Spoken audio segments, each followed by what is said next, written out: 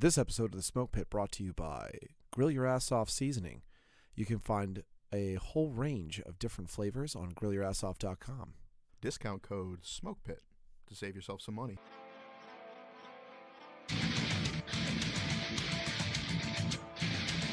Welcome to the Smoke Pit. Hey. This week's episode brought to you by Combat Comb Over, pomade beard oil for your face and your hair. Yes. So if you don't use it, correct yourself. And you'll look better, so just fucking do it. And what's our discount code, AJ? I believe it's cream pie. Oh, no, wait, we changed it. It's the Smoke Pit. It's just Smoke Pit. It's just Smoke Pit? The fucking new guy around here. Actually, both work. Yeah, it's true, a bit of a Easter egg for the show. Yeah, for the true fans out there. So, welcome. I am your host, Dan Sharp, a Marine Corps infantry veteran. My co-host, Mike fucking Sensi. That is I. And what do you do? I am active duty Navy and happy to be here, proud to serve. Fantastic. And AJ, he was actually in my first platoon for our first few deployments. And then we went to like 5 more units together after that. So he's a hard dick dragon slayer. That's right. I'm a sex-crazed murder demon. I believe His words, not ours. I believe that's the official title. Hey, I didn't come up with it. It's just what's on the patch. New shirt coming soon. Yeah, the Arabic language doesn't have a direct translation for the word Marine, so it loosely translates to Hakabit Salih, which is big dick murder demon. Nice. Well, I wasn't trying to fluff myself up with the big dick part, but, you know. Yeah, I do think it was kind of funny because they'd be like, Marine. And I'm like, that sounds so effeminate. Like, Yeah, it does. And another thing that I always hated was having to say, I'm a U.S. Marine. Like, I'm a Marine. Like, that, I just trip over my fucking tongue there. I'm a Marine. Like, it doesn't flow well. Yeah, I'm a soldier. Yeah. That's, Don't talk to me like I'm not a United States Marine. Yeah. See, that sounds more badass, but it sucks. I know some truly unbadass people who have said that, though. So. But topic of the fucking day. Well, yeah. Okay. So, Australia was on fire. True. There's It still a lot is, from what I know. Yeah. And the fire was bigger than it was. The rainforest fire was. Basically, the only fire that was bigger was Mike's fire and passion for dancing. And so there was a young lady. She was an adult model, and she came out through the charity of her heart. And she's like, if you donate, send me a screenshot, and I will send you nudes for free, basically. She had 1 or 2 picked out that was kind of her like copy and paste. This chick raised like nearly $1 million for the efforts down there. Right. Additionally to that, her social media blew up. Of course, as it should. So I saw something she posted on Twitter where it said like, oh, get me to almost to 12,000 subscribers. So just to do the fucking math on that. What do you got? All right, so she was charging $25 per subscription with 12,000 subscribers. I'm sure she's probably way past that now. Sure. But that number's not publicly available on their fucking thing to, like, I guess, protect their level of income or privacy or whatever. Sure. But she vocalized. She was like, hey, like, I'm really close to 12,000. Like, please get me there. So 12,000 times $25 a pop is $300,000 per month. Now, granted, I'm sure OnlyFans gets a portion of that, right? As they should. But even if it's, say, 50%, which I think is way more than it would be, that's still $150,000 per month for selling nudes. I'm with it. Mike, what the fuck are you doing? I don't know, man. Get out of the Navy and sell nudes. We need a fire here in America. Wait, I'm sorry. There's nothing OPSEC about his tattoos, right? No, they're all poorly done, have nothing to do with anything. So why can't you sell the nudes now? Well, because he's active duty. Yeah. Yeah, I moonlit when I was active duty. You sold nudes when you're active duty. No, I just said I moonlit. I didn't sell. What did you moonlit Yeah, what'd you as? moonlit as? Did you have your clothes on? No, you whore. I delivered pizzas when I was at TBS. Oh, yeah. And how did that go for you? Well, I will say that lieutenants that are students Right. either tip very well or very poorly, and there's no middle ground. I had a young lady who would get a pizza from me every Friday, and every time I answer the door, it was exactly what you think it was. She was wearing like a sports bra and like what do you call those? Silkies? Yeah. Right? Ranger panties. That's the word I was going for. There you go. Yeah. And I didn't do anything because I'm a good Christian boy. Yeah. Okay. And then my favorite time, once I went up to the barracks, I was the only active duty guy that was delivering pizza, so I could just walk in there. Yeah. And it was faster because I didn't have to wait. So I walked up in there, and I remember the lieutenant's name. I'm not going to say it. But he was on duty, and all he saw was pizza guy. And so he's like, He's like, hey, sir, you got to come hang out by the duty hut and call whoever needs to come get their food. And I was like, all right, cool, man. I'm not trying to be in here busting the rules, whatever. And so I went in there, and for 5 minutes while I waited on my guy to come get his pizza, this dude was telling me how he was a leader of Marines and how he was a hard-charging, dragon-slaying warfighter. So obviously he didn't know you were an instructor at all. Clearly not, and he clearly should have because he had me for the week prior for Mout. And as soon as he was done, like I handed the pizza to the guy, he gave me the money. I was walking off. I was like, oh, by the way, sir, maybe you might want to work on your interior movement a little bit because you suck. Wow. Boom. Wow. Roasted. You ever watch a dude's mouth? Oh, wait, no, that wasn't the best. And now he's a general. How does it make you feel? Exactly. I have a better one. What do you got? Well, before you go on, how many times did you, deliver pizza and a female answered the door and was like, ooh, I can't pay for this pizza, Mr. Sergeant? Twice. Oh, shit. Now the lieutenant in the barracks, that was every Friday for like 6 months. Okay. Ooh. Right? And then that should be 6 months. That should be a war crime No that you shit. denied her of the prize package for 6 months. And now she's in weekly. charge of the Space Force. it's called integrity, Daniel. Were you seeing someone at the time? You could say that, yeah. Okay, so I respect that. Fair, Okay. Like that's fair. I got to come back to that. Why Yeah. is it the person's fault for finding that person attractive? Like if you show up and if you show up and they're like half naked and they're like, come get some of this. Yeah. And you're just like, no, thank you. And then you leave, right? Because it's professional. Yeah. It's not their fault. They don't know that you're taken. They just know you're hot. And they just want some of that. Oh, Right. And I really? think everybody at this table understands that concept. I Yeah, don't. yeah, Go yeah. ahead. So, not us being hot, but like us seeing other people being like, I want some of that. Right? Oh, sure. Yeah, Yeah. So- sure. So it's not their fault. You Hey, can't get mad at them for To that. be fair, To be fair. thank you. I have had gals on both sides of this table, respective parties, DM me about, again, both said respective parties at the opposite end of this table, and I've seen you guys pull some hotties. Yeah, so, for sure. Yeah. I mean, we've all had, like, if you were in a room with everyone you've ever slept with, granted, there could probably be a couple people in there that the rest of them look over at and they're like, really? Mm-hmm. But I think all things considered, like, I've seen you guys pull some pretty hot chicks, so don't undervalue yourself. She knew what she was doing. I'm not undervaluing Wow. myself at all. I'm Thanks. simply saying. I mean, even Van Gogh had his emo period. Is all I'm saying. His blue period. Ah. So back to this feisty little minx in her sports bra every fucking Friday. Mm-hmm. How'd you handle that? She would be like, "Hey, so is there another way I can pay for this pizza?" And like the Yes. hand would go up on the door to like Ooh, on the show me frame? cat stretch. Ooh. And I was like, "That'll be $12.95, please." You're like the clueless pizza guy. Oh no, I had every.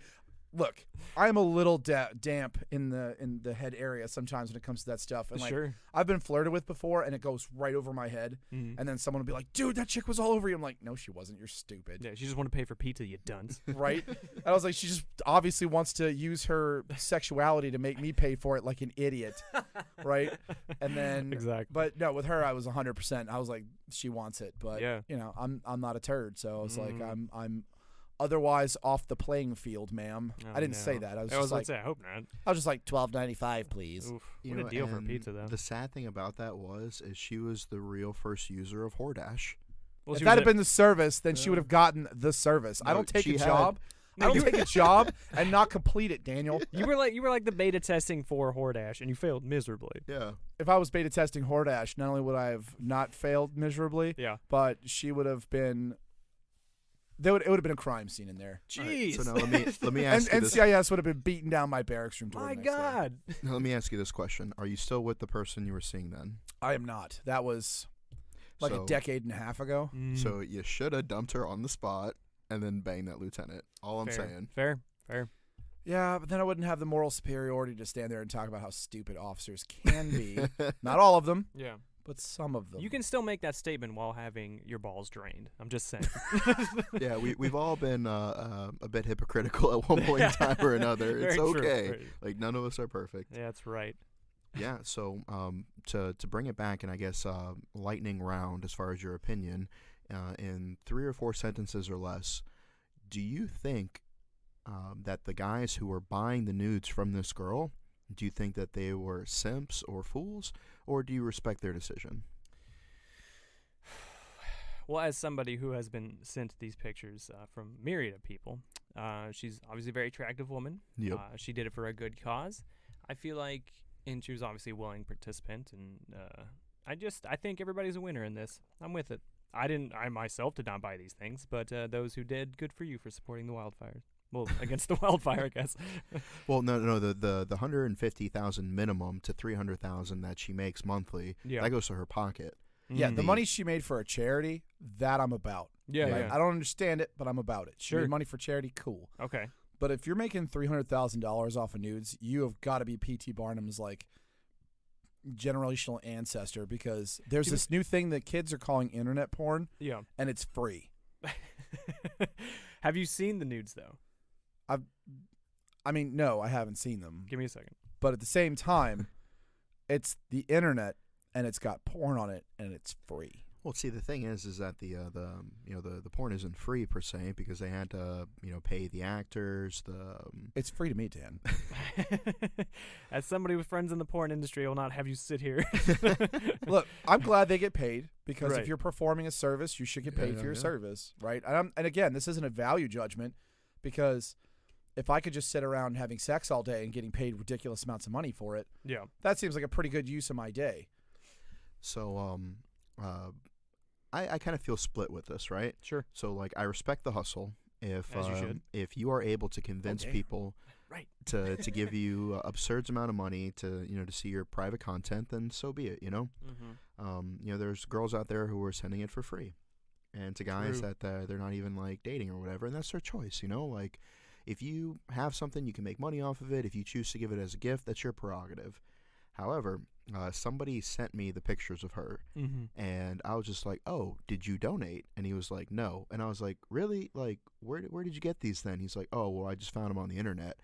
And I kind of felt miffed about that, Yeah, that's because I fair. was like, "You didn't pay for them, Yeah. and you didn't even like donate." So like, I went on there and I donated to the wildlife cause. Mm-hmm. Now, granted, I didn't ask her for nudes or anything, Right. but like, I felt bad, because it's like, all right, like, this was for a reason, for a purpose, and like, there's always going to be people out there that are trying to pirate movies, and yeah, it, for hypothetical purposes, say maybe I pirated a couple movies in Iraq and Afghanistan, Maybe you a know, couple. Allegedly. yeah, but at the end of the day, it's like, as a business owner, you would hate to think that somebody was, Is that a different set? No, it's the same one. was getting your product for free, So I applaud the hustle of the young lady, and if somebody wants to do that, I'm not gonna hold it against them. Like, Yeah. if you have the money to spend, then fucking spend it. It's True. America, True. As long as you're not hurting anybody, then what's the problem? I'm with it. I'm mean, with again, 1,000%. Yeah, no value judgment. If she's making money and she's a willing she's making money off of what she's got, right? Yeah, yeah. Like Work with what you some got. dudes are just born with six packs, and they go out and they model and they make money. Like, there's Mhm. no real difference. She's having fun with what she's doing, and she's not being taken advantage of. Knock it out. And the only reason she got all this press is because she initially did it for a good cause. Yeah, the hustle, Yeah, know. 100%. Like, I respect the hustle. I'm Yeah. with it. And if a guy wants to spend their money on that, then that's their business. I'm just True. saying, again, for me, Yeah. my personal preference is, the internet. So what would a girl have to do beyond raise $1 million for the Australian wildfires, the very fires that burnt down the forests that you and I walked through just mere months ago? What else would a woman have to do to get her to want you to contribute to her cause and buy her nudes? To contribute to her cause, Yeah. I'd obviously spend money, much as you did, to help the forest fire and be like, look, I'm just going to give you this for the cause. Like, you don't Yeah. have to send me nudes because, again, the internet, right? So you're saying that there's no girl out there hot enough that you would pay to see naked? I mean, Daniel, we all pay for it in the end. So profound. but would I pay her currency and be like, I will transactionally give you this cash in order to see your naked form? Yeah. No. Really? Not a single girl. Not one woman on earth. Not one celebrity, high school crush that got away, like nothing. No. Wow. It's not worth it. Like, they either they give it to you because you have some sort of bond, right? Or you pay for it. I'd rather like the bond. Well, what about like paying like a $10 cover charge to get into a strip club then? Like, how do you see that differently? Never been a huge fan of strip clubs. We have gone to several together. Yeah, my friend. I go to strip clubs with you all the time. Or Not, wait, hold on. How quickly it's Hold on. turned. I've gone to strip clubs with Dan a lot in the past. Yeah. Haven't done that in a while. Virginia's like one of those like go-go things where It's bizarre. Right? Yeah, I'm not. I don't even know where there would be a strip club around here. I think I asked one of you guys the other day, and you immediately came up with an answer, but then you were like, "Yeah, but it's go-go crap," and I was like, no. I have the intel. I just choose not to act on it. That's fair. Right, and that's the thing. Like we went to Scotland a couple years ago. And Dan was like, "I want to see what a Scottish titty bar looks like." Yeah, for sure. I was like, "Okay, for sure." And I didn't argue with him about it. I'm not like, titty bars are gross. He didn't argue. I didn't. Exactly. If you really want to go, Dan. But wait, what happened when we went in there? The girl came over, and she was legitimately smoking hot, and she came and sat down next to me. It was like a Wednesday, so it wasn't like they were busy. And she came, sat down, started having a conversation, and before, like a minute or two into it, I was like, "Look." I was like, you're a sweet girl, and I don't have any value judgment against what you're doing. You know, more respect for the hustle, right? You got to get your bread. Yeah. Right. But I was like, I don't want you to waste your time on me because I'm not the bring them back in the back and do the lap dance thing. Sure. Right? If I wanted blue balls again, I could just the internet. Yeah, and I have vocalized this opinion on the podcast before. Yeah. Like the strippers that I have gotten with in the past are not ones that I've like bought a shit ton of lap dances from. Mm-hmm. So like, gentlemen, there are two things that a stripper will not abide by. She will not sleep with a customer or an ATM. You know, she sees you as an ATM. She's not going to mix business and pleasure. True. And they can't abide cheapskates. So Uncle AJ's advice, if you want to be friends with the stripper afterwards, go up there and like give them a couple dollars where they're on stage. Not enough to make them think that you're going to fucking be an ATM. None of this pay for play stuff. You can't be doing that. Yeah, but at the same time, like, you're showing you respect the fact that they're working. Maybe buy them a drink when they come over and be like, hey, you know, like, oh, I'm sorry, I got to go. And like, no, go work. Because if it's the young lady that I remember, you guys actually had a platonic friendship afterwards, right? Yeah, we're still friends. Wow. I mean, we don't talk a lot because she's super busy and on the other side of the planet. And it's but been yeah, years, She, as a matter of fact, if I remember correctly, she got married a couple years ago. Yeah. She has a kid. She used the money from stripping to go to a technical school that I won't name because it'll make it easier to identify her. But yeah, she's doing great. She's out of stripping. She's got a great job. She's got a great family, and you know, she was always clear with her family about what she was doing.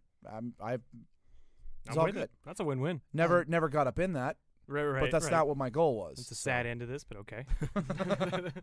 However, though, what fucking game to be able to fucking go into a strip club and be like, hey, yeah, sorry, I'm leaving the country in like a day or two, and her still be like, here's my Facebook. Yeah, for sure. And not like her stripper Facebook.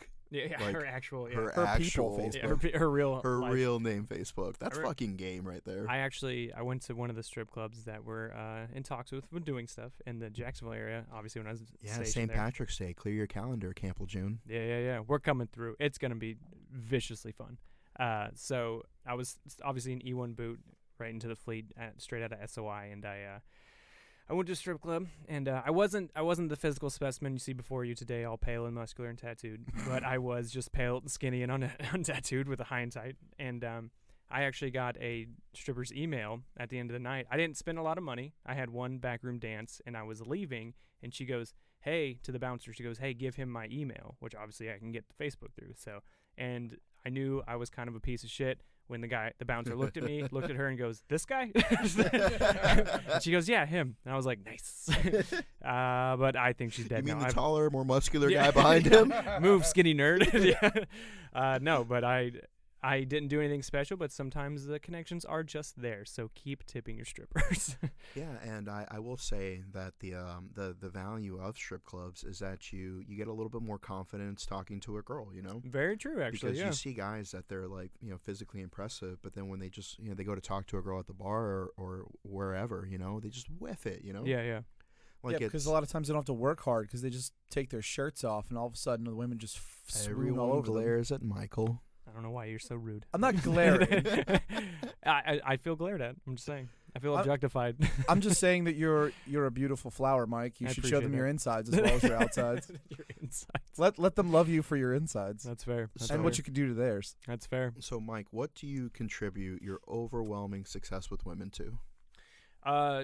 If I had Do you want me to take a make jokes guess- or maybe 1,000% real? Yeah, go ahead and guess. I want you both to guess, and then I will tell you the actual answer is. Okay, I would say that it would be perfuming your hot body with various scents and oils, Okay. like Simplify Soap. Yeah. Oh, wow. Okay. SimplifySoap.com. Thought we were doing a bit, not a plug, but okay, it's fine. Good transition, Yeah, Michael. solid transition. Yeah, so go on there and get yourself some delicious smelling soap, scrub your nuts. 'Cause at the end of the day, no lady wants some salty ass nuts in her mouth. I'm sorry. Erroneous. Erroneous. Alexander. Yeah. Do tell. Look, I'm already getting myself in enough trouble. Hey, I you love brought this up. First off, just to do the header of the show, welcome to the smoke pit. It's ruined and improved both of our lives, so welcome to the fucking circus, bro. Okay, so real talk, though. Wait. I want to answer his question real quick. Can I do that? Oh, yeah, please. Yeah, because he did ask me for my opinion. on that. I did. So, I would say realness. Okay. I think realness is the reason that you get the attention from the women you do. I will honestly, that's 0% bullshit out of Mike. Except Yes. for on the show. Yeah, well, that's true. Yeah, I'm an embellished version of myself on the show, but in real life, if we're talking like the success I've had with women, it is. Realness may not Do be I the. not to guess? You did a sponsorship. That was clearly a plug. All right. Go ahead and guess. Okay, so let me go ahead and update that. You're the worst. A whore for money, this man. Hey, it's what keep the lights on, all right? Fair enough. What other things do whores want? Yeah, it's true. So I would say, in my experience, I would have to chalk it up to your comedic timing and your bravado. Because one thing that I've noticed is that women are a sucker for a good sense of humor. True. Very true. Which is, clearly how I've been successful. True. And then two, the fact that if a woman's eyes are closed from laughing, she's not looking at you. So that's a bit of my success right there. That's a little rude, but all right. No, that's back to me. Yeah. So, and then the next part would be the confidence. Like when Mike fucking Sensi struts up to a girl, Yeah. like the ground shakes. That's true. Yeah. That's I'm due to usually, the I'm usually stumbling. Yeah. Yeah, I was about to say that's due to the imbalance from all the booze. all good responses, Yeah. and none of them wrong. I will say when it comes to I have no weaknesses. I have is no what he yeah. says. I care too much. No, honestly, what it is was a My kind of only weakness is I give too much oral. well, that's definitely not me. Yeah, now we're getting into AJ territory. But I'm sorry. Please continue. I would honestly say my success with women is due directly to the fact that you need to appreciate a woman who has a sense of humor. Doesn't mean they're funny. Not everybody's funny. I'm a fan of jokes, as you both know. I'm a chronic laugher, and it's genuine, though. If somebody is like putting themselves out there to make a joke, whether it's good or not, you deserve a laugh, because making jokes is tough. So when it comes to women, I found out a lot of them, they see that I like to be goofy, and they try and be goofy with me, and I allow them to be. You know what I mean? That's a huge part of it. I can see that. Yeah. Because, you see on the internet so many times that, like, a girl posts a video and people in the comments are like, girls aren't funny or Right, whatever. yeah. And so some people are shy to, like, let that side of themselves show. 100% yes. I will say the most success I've had with women is, number one, I'm not ugly. It's whatever.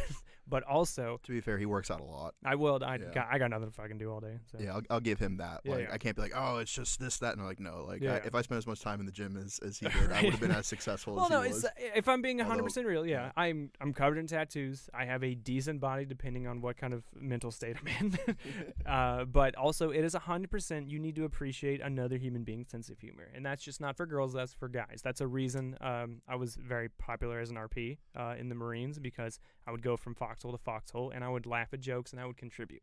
That's the biggest thing. It's a morale builder, and it's a personal builder for people. AJ, thoughts? Thank you for throwing that to me, Dan. Yeah. Thoughts? Yeah, thoughts. What was the guy's name from Inside the Actors Studio? Oh, fuck. That's Dan right now. Yeah. Anyway, I feel like more like Between Two Ferns, Zach Yeah. Galifianakis. You wish. We You all know? wish. Let's be real. That's a sense of humor right we can there. get some ferns in here, but I don't know if they'll die in the lack of sunlight in this bunker. Exactly. I do love this bunker. I will say you guys did a great job. Mike hasn't seen sun in like 3 days, and I he know. hasn't died. so. Yeah, I'm doing just fine. Anyway, no, I'd agree with Mike. I would go for a girl with a sense of humor before I go for a girl that's like a 10 physically. True. Very true. Because let's be honest, we're all going to be 80 one day. Yeah. And when your nuts are in your socks and your tits are in the shopping cart, right? You got to have something to fall back on. And if Right. you're going out with a 10 and she's like a plank of wood. Yeah. Right? She's still going to be a plank of wood when she's 80, but now she's going to be a droopy raisin plank of wood. Oof. Right? So you got to get one with like smart or funny or both. Yeah, for sure. And so I will speak with a little candor here, if Sure. I will. As you are one to do. Oh, God. Everyone buckle in. Oh, God. I will say one thing that that Mike and AJ do very well, and I have tried to emulate, is that it's not just about like having your sense of humor. Like a stand-up comedian goes on a stage, the audience doesn't speak back, right? That's a really good point. And so it's all about creating a connection with that person and finding what you both find funny. There you go. Very, very true. Very well said. Yeah, because dick jokes don't translate Yeah. to everybody, right? You can't just rely on your copious amounts of dick jokes. I mean, you can try. I have, and I was unsuccessful in my teens. Thank you very much. Your team. Yeah, so for those listening, if you have feedback on that, shoot us a message. What works for Absolutely. you? What hasn't worked for you in the past? What you've crashed and burned? Yeah, because I remember when I was growing up, I thought like memorizing certain poems or reading certain books, like girls would be impressed with that because I was like a deep soul. Yeah. And that didn't work for a while. And I remember one of the moments that I realized that the girl I'm with now, it was like the one, is we were at like a bookstore, and she picks up an Edgar Allan book, and Edgar Allan Poe book, and she's like, "Oh, I love this." And I remembered the first like paragraph of the Raven that I had memorized in high school, thinking it was going to impress girls. Right. And I had like it was stored in like the annals of my memory, and I was able to like recite it. I was like, "Oh yeah." A couple lines from it, and she's like, "You're so fucking hot," and I was like, "Oh my god, it worked!" Finally. It took fucking all these years, but I finally found a girl who appreciated that. There's Worth it. There's a show that used to come on called Amazing Stories, and it was very much like it was kind of like a shortened version of Twilight Zone with better production value for the 80s. Mm-hmm. There was an episode where like a leprechaun shows up to this little kid's room, and he tells him, "Never get rid of anything. Everything you own is a treasure, and you should keep it forever." Right? So this guy ends up being alone his whole life, living as a hermit in a shack in a desert somewhere, and he's got like this old Cadillac, and it's just filled with all his like crap toys from the 1930s. Right. And he ends up going to like get gas one day. He's got like fingernails down to his like kneecaps, and some person drives by. I was like, "Oh my god, I'll pay you $300 for this vintage toy." And so then you see in like cut flash forward, and him and the leprechaun are standing in an auction house, and he's like, "Finally getting that thing you promised me." And the leprechaun's like, "I told you get that pot of gold." And he's like, "Only took 97 years. I'm like, yeah, it worked out for you eventually. Fun. Speaking of value treasures, we promised our listeners last episode that we were going to announce a giveaway that we were doing with Battle Archives. We did. Yeah, so Battle Archives, a little brief history, is a company that takes older maps from old conflicts like Gettysburg, Normandy, Iwo Jima, and all that stuff, and they have these really detailed maps, and it's kind of a great way to kind of like connect with your family members that have served before you, Vietnam, or whatever the case is. Yeah. And it's really weird, side note, that like when I was a kid, I remember thinking like they're like the World War II veterans, right? Right. And now I remember one of our listeners replied to a story and like, yeah, my granddad was in Vietnam. I was like, Jesus Christ, I'm getting old. Well, we're all getting old. But like their granddad was in Vietnam. Like, what the fuck? I remember thinking like grandparents were World War II age. Yeah, exactly. Yeah, Civil War age. Yeah. So yeah, we're announcing a giveaway with that. Look for it on our social media, on our Instagram and Facebook, and we're going to be announcing a giveaway for a battle authentic map of Iwo Jima. I think it's a really dope giveaway. Yeah, it's really fucking dope. And so if you want to see what it looks like, go to battlearchives.com. Check it out. They're very well done. This is something that you like it'd be like a good retirement gift or anniversary, or like if you don't know what to get your boyfriend or your wife who served or whatever, like whatever the case is, like that's something pretty cool. So look for that. We're gonna be doing a giveaway, and it's not gonna be like one of those things like, oh, you got to follow us and 37,000 other people, and right. fart on a spoon and smell it. Exactly. That's my personal giveaway. The spoon. The spoon. Yeah, I'm gonna go away the spoon. You're gonna fart on a spoon. Oh, that's God, man. Our shit's gonna blow up. Yeah, exactly. You're welcome. Yeah. Yeah. So Can't look do out for nudes that. because he's active duty, but he'll do a spoon. I'll fart on a spoon. What's up? Yeah, I don't think there's anything in the UCMJ about that. And if there's not, there should be.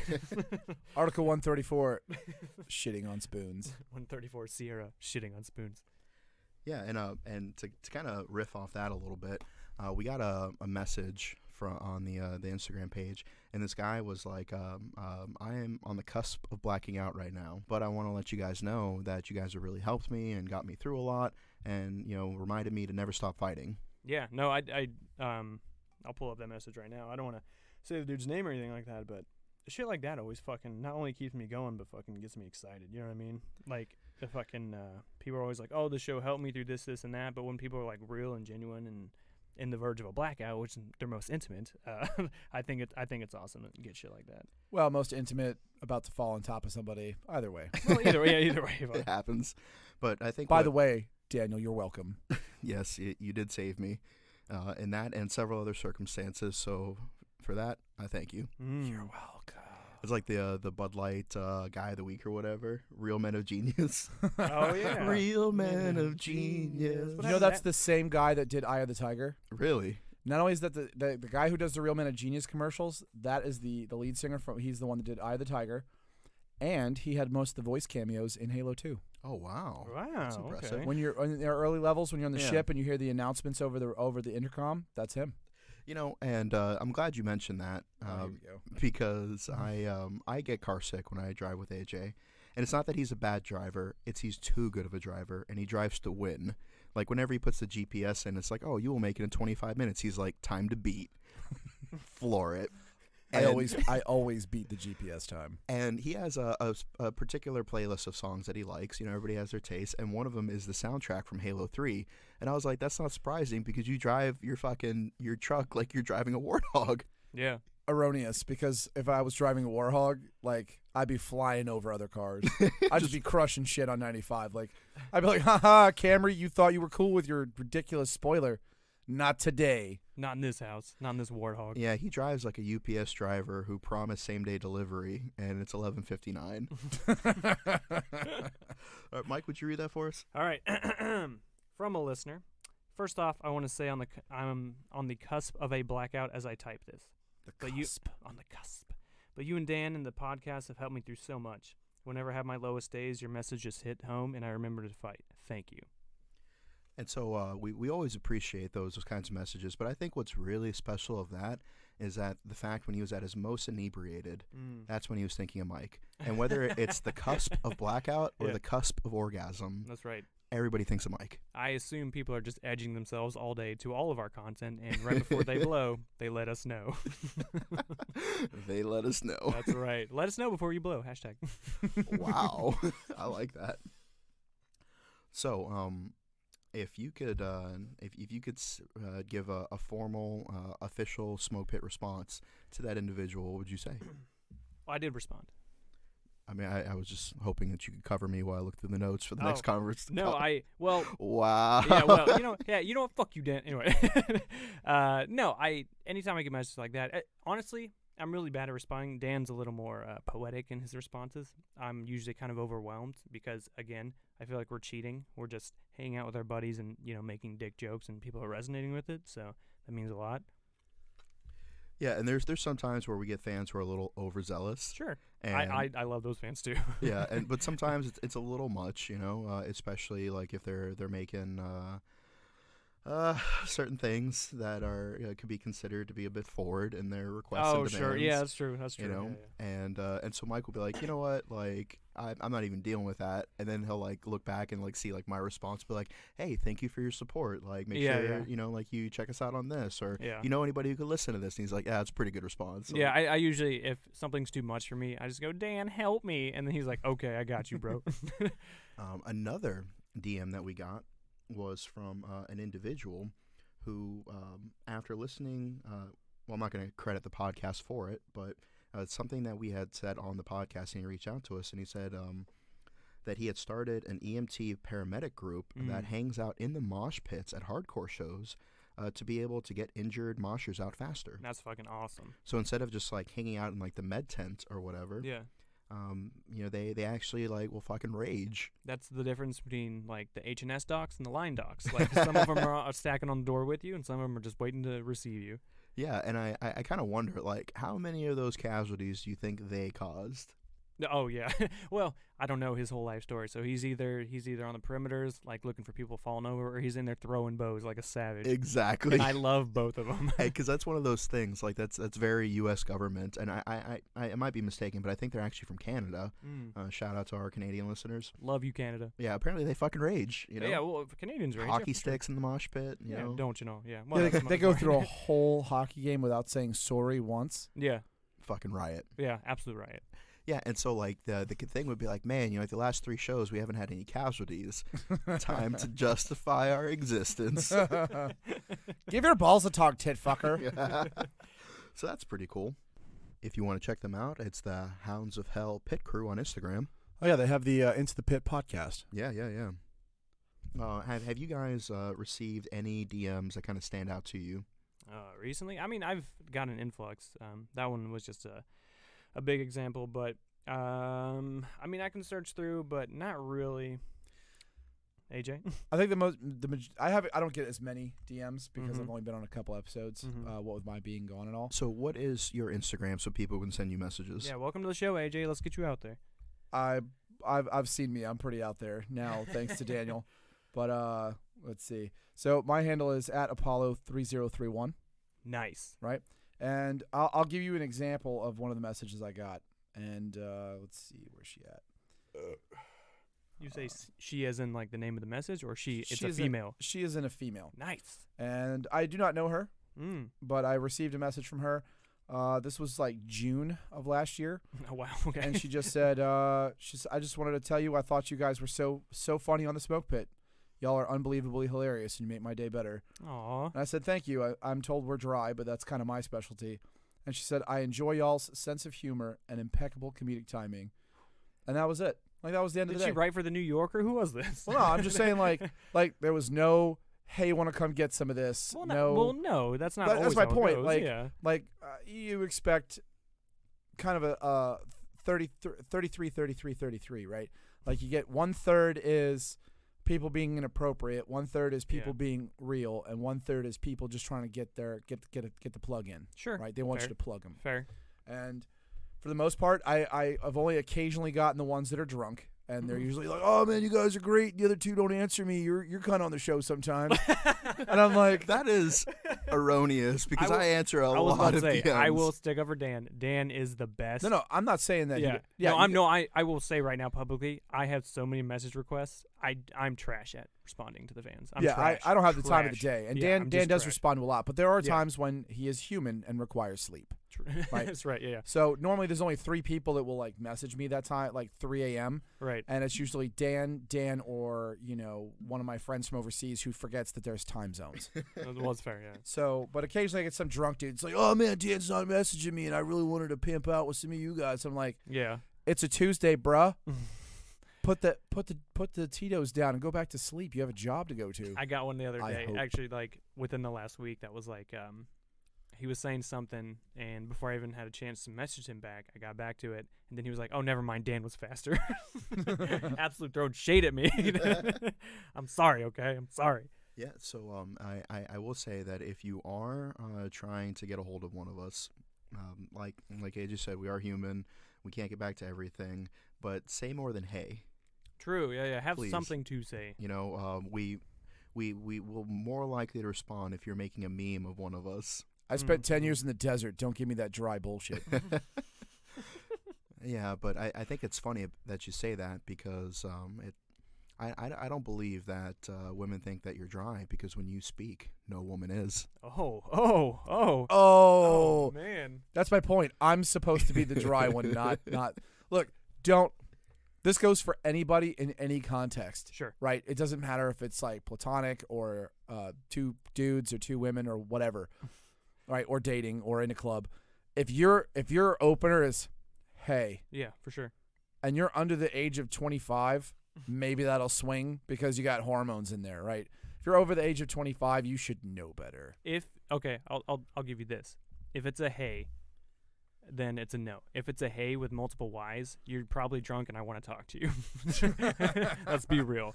Well, I'm saying if it's spoken, it's kind of hard to get the multiple Y's out there. Oh, for sure. Yeah, that's true. That's very true. It's only worked for me once. Like one time I said hey, but it wasn't like that wasn't my opener. That was like my attention getter, right? I was following Gomez, and I was just like, gain attention. Hey!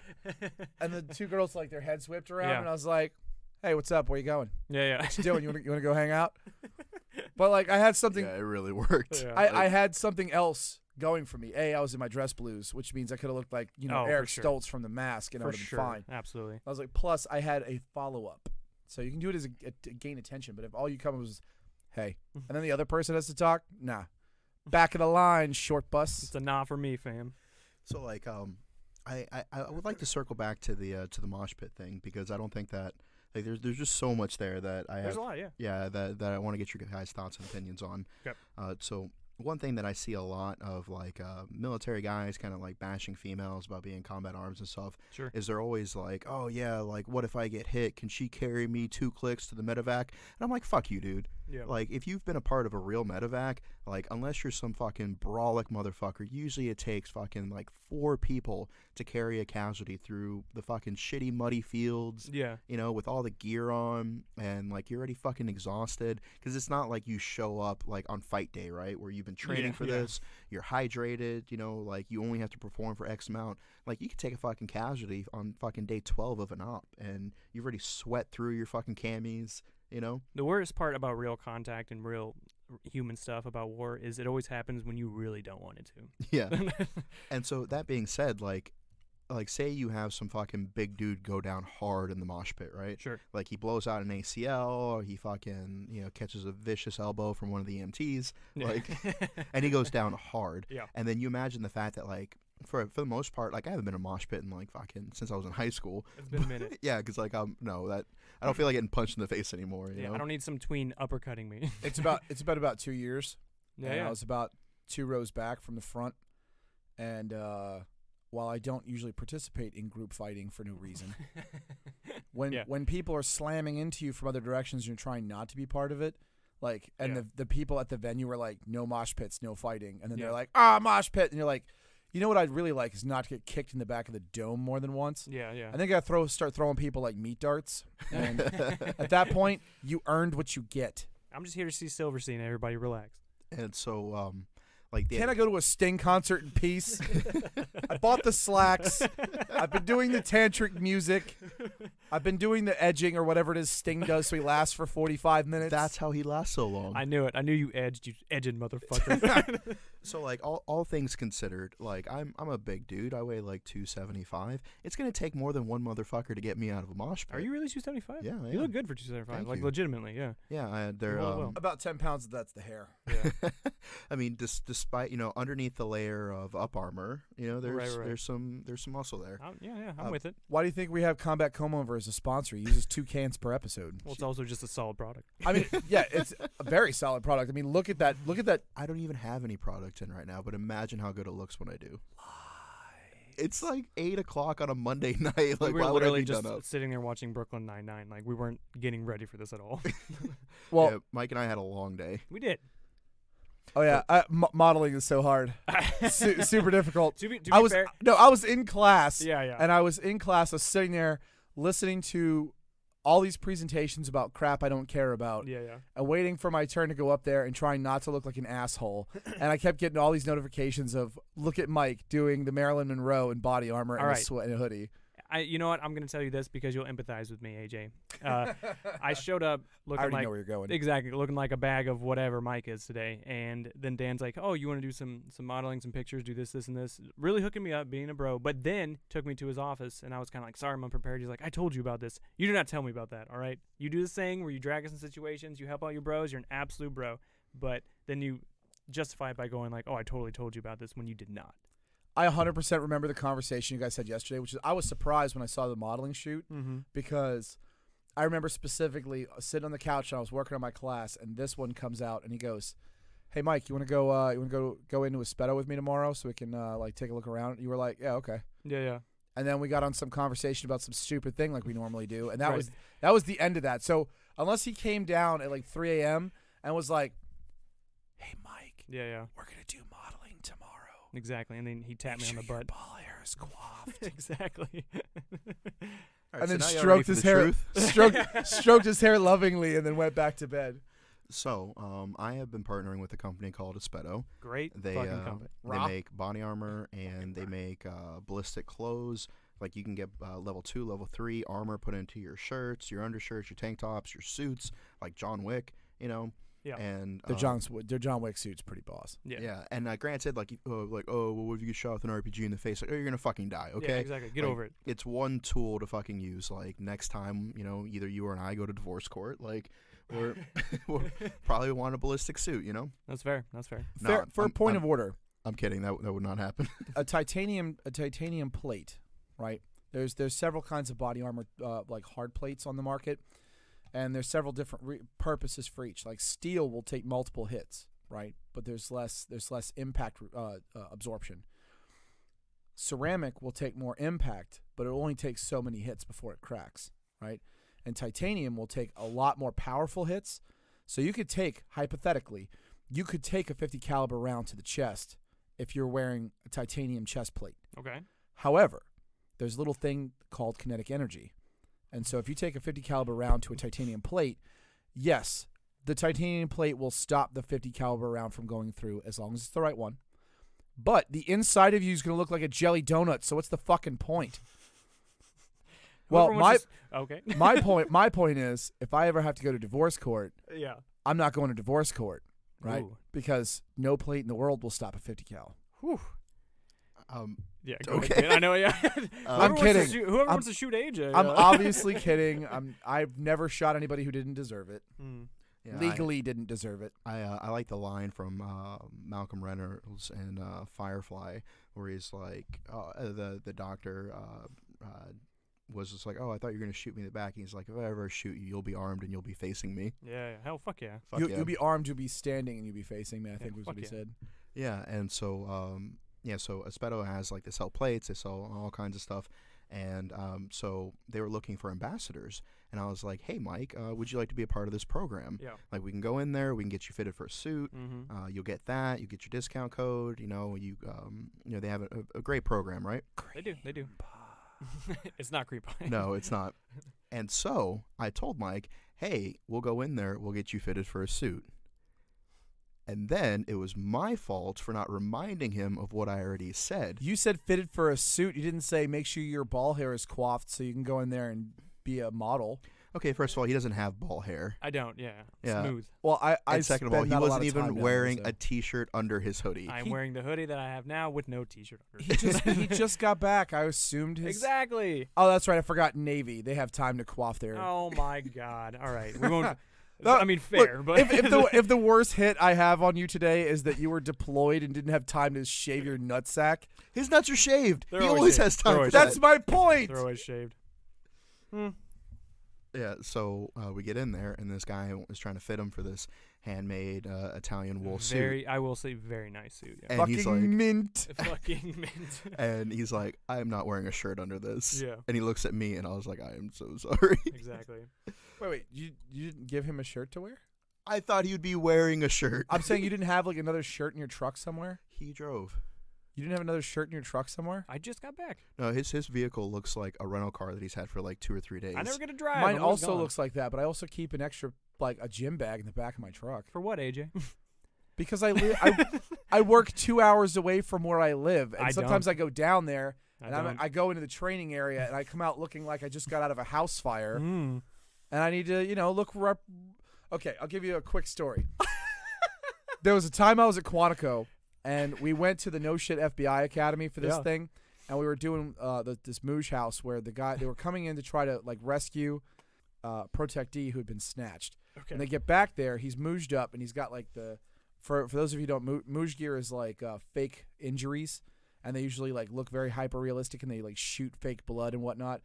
And so this guy's got his thing on. We get to the end of the day, the protectee leaves, we're picking up all the equipment, and myself and Sergeant Rodriguez get into a fake blood fight. Like, naturally. Like he splashes it on me because he's being a jerk, and so I get it on him. We come out of that place looking like we just got off the set of Carrie.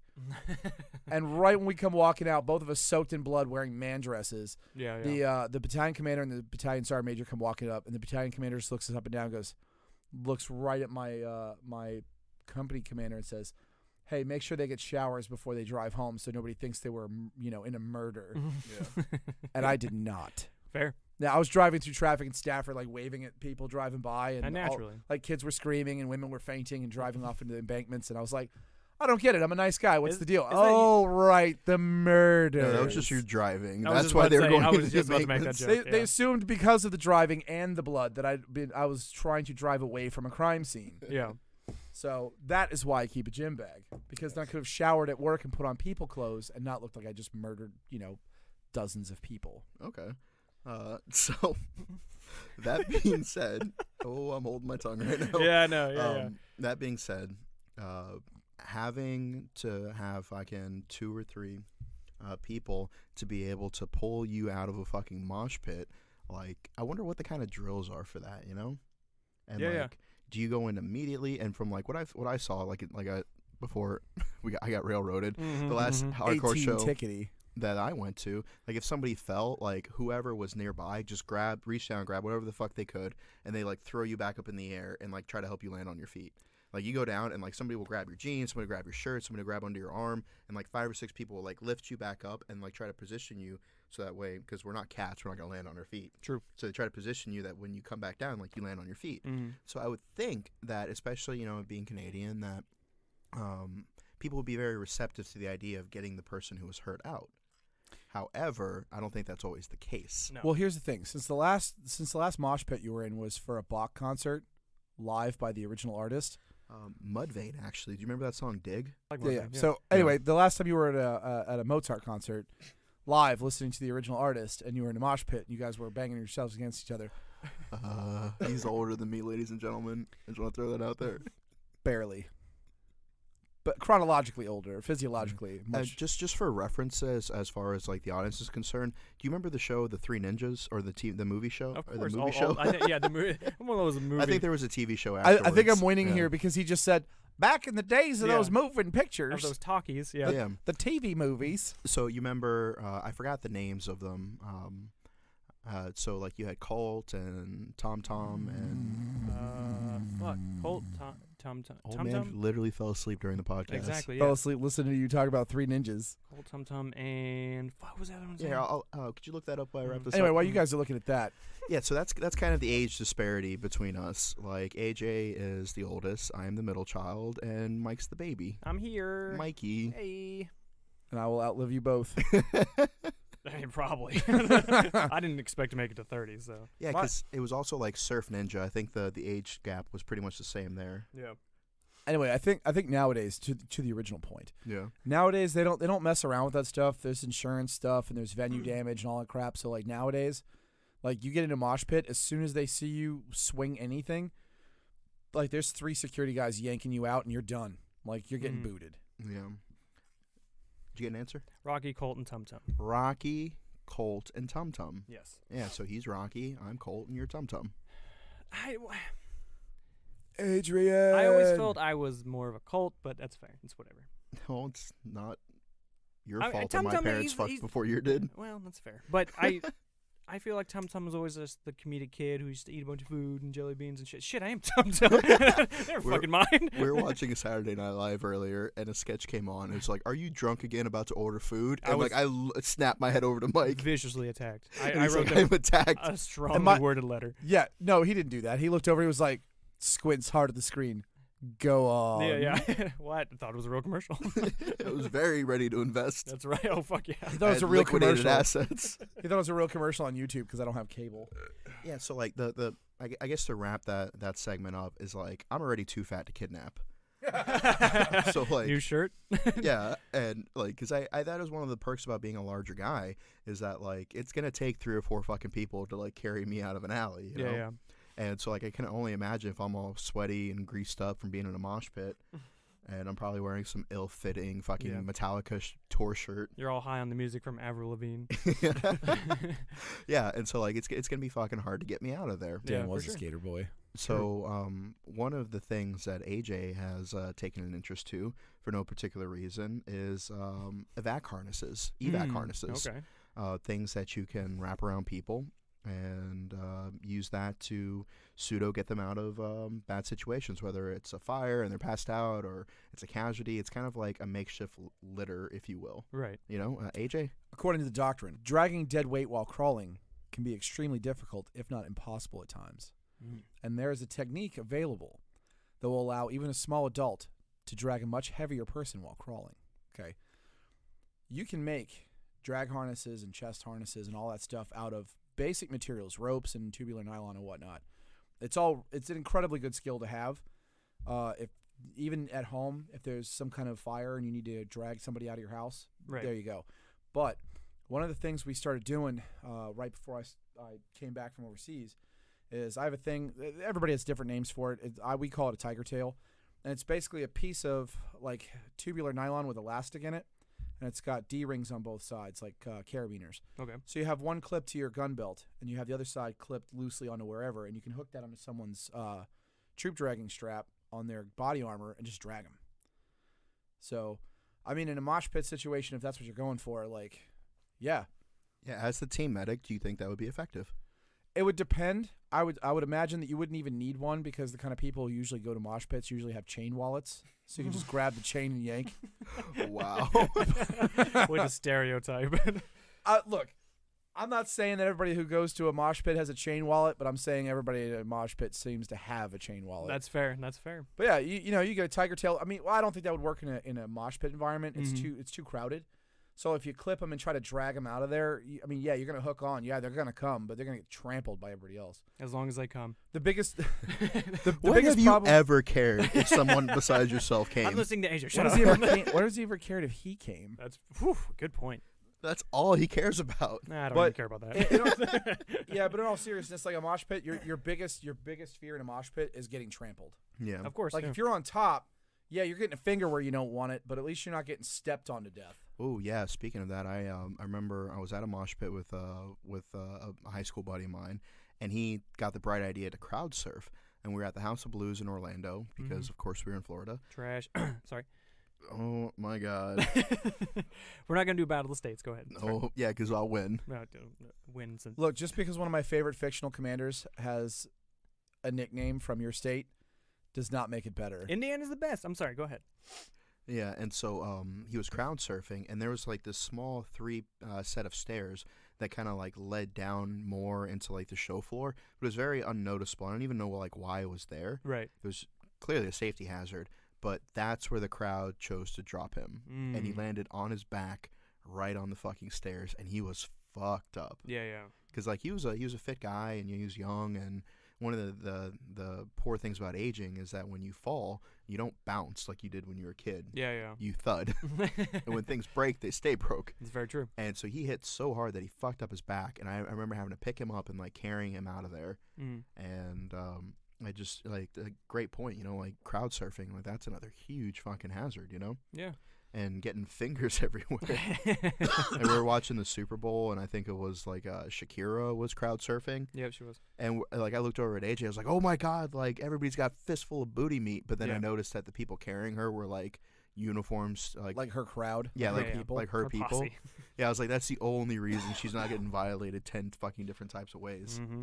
Showing my age a little bit, but I went to End Fest, which was a thing they used to have in New Orleans back when 106.7 The End was like the last radio station. Okay, I was going to ask you for you to clarify.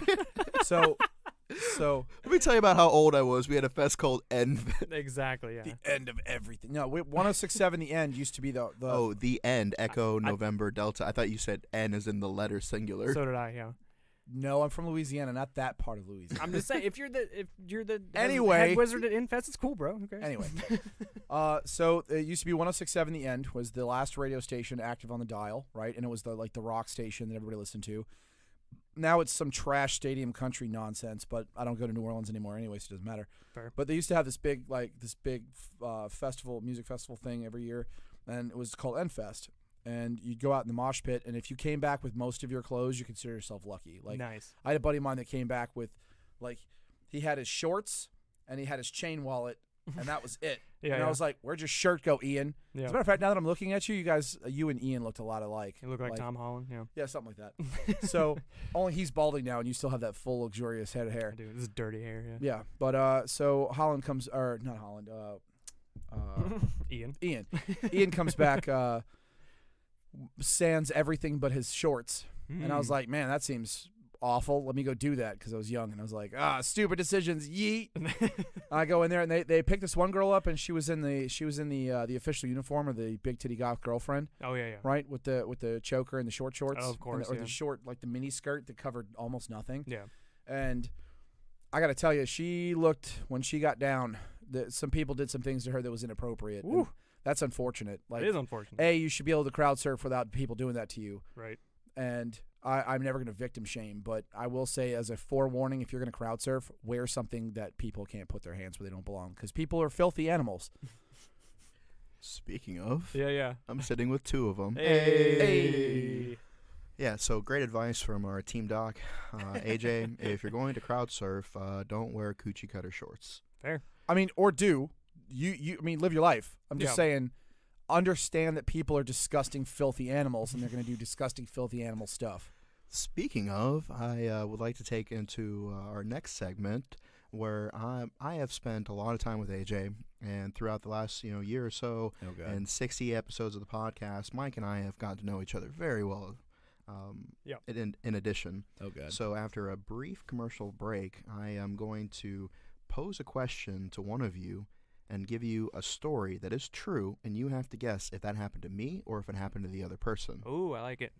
So this segment is brought to you by Arbor Arms, the Nut Ruck. It is your tactical fanny pack. You can keep your fucking STD medication. You can keep your Strike Force energy. That's you right. can fucking keep whatever you fucking want in there. Hopes and dreams. Fucking some gummy snacks. Goddamn right. Fuck yeah. Who knows?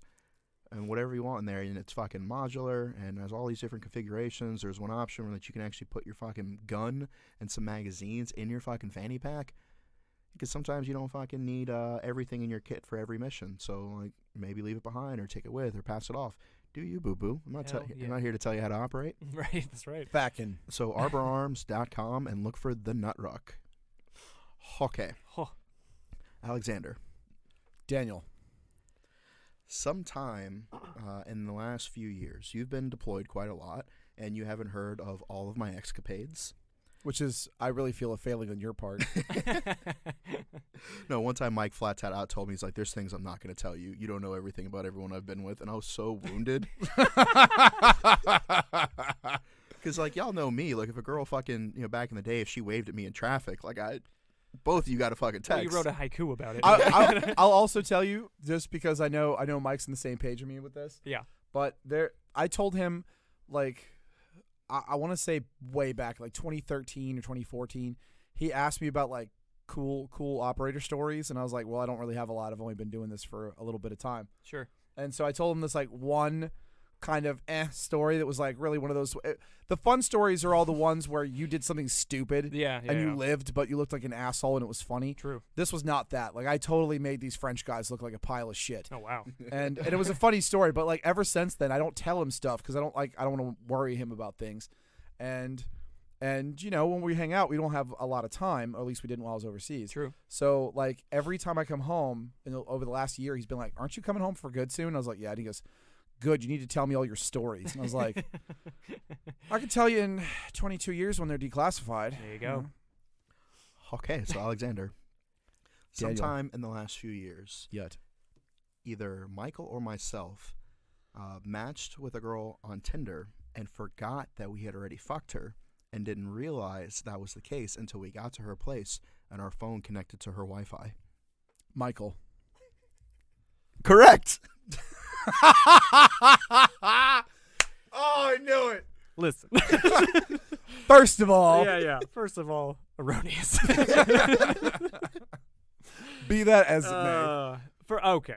Let me clear the air before everyone thinks I'm an absolute deviant. It wasn't so much that I'd already fucked this chick.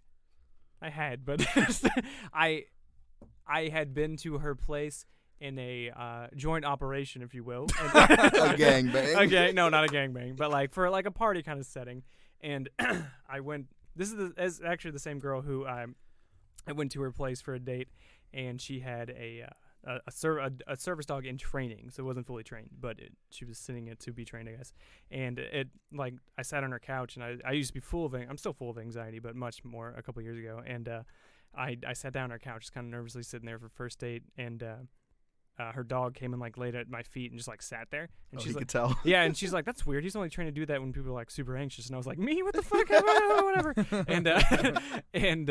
So yeah, it was the same girl, but I literally went to go on my phone just to pass time before we went out, and my Wi-Fi connected to her Wi-Fi, and I was like, have I been here before? And have I been intimate with this person?